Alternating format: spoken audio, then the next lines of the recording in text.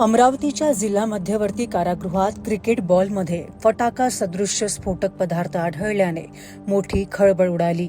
रात्रीच्या सुमारास जेलच्या भिंतीवरून फेकलेल्या या वस्तूमुळे स्फोट झाला होता। स्फोटानंतर अमरावती पोलिसांनी तातडीनं जेलमध्ये सर्च ऑपरेशन राबविले। अमरावतीचे पोलीस आयुक्त नवीनचंद्र रेड्डी यांच्या नेतृत्वाखाली पोलिसांनी जेलमध्ये फौजफाटा उतरवून संपूर्ण परिसराची कसून पाहणी केली। बॉम्ब शोधक आणि नाशक पथकाने कारागृहाच्या परिसरात तपासणी केली असता बॉम्ब सदृश्य स्फोटक साहित्य आढळून आले।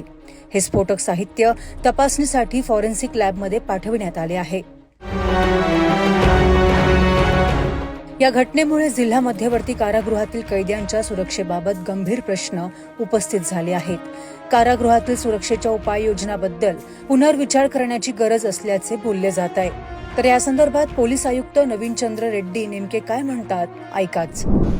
प्राथमिक माहिती आतापर्यंतची ही आहे की संध्याकाळी 8च्या दरम्यान बॅरॅक नंबर 6-7च्या समोर वरतून एक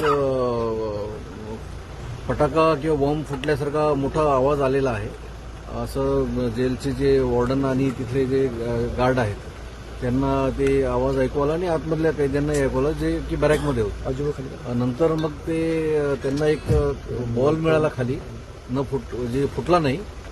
त्याच्यावरून आम्ही पोलीस स्टेशनला कळवल्यानंतर आम्ही सर्व इथे तात्काळ पोहोचलो। सर्व टीम पोहोचली, बीडीडीएसची टीम पण पोहोचलेली होती आणि नंतर त्याचा प्राथमिक तपासणी केल्यावर असं लक्षात आलं की एक बॉलच्या स्वरूपातला तो फटाका आहे। फटाका कुणीतरी बाहेरून फेकल्याचा असं एक अंदाज आहे, बाहेरून फेकला आहे कारण तो मागच्या साईडच्या भिंतीवरून आलेला दिसतो।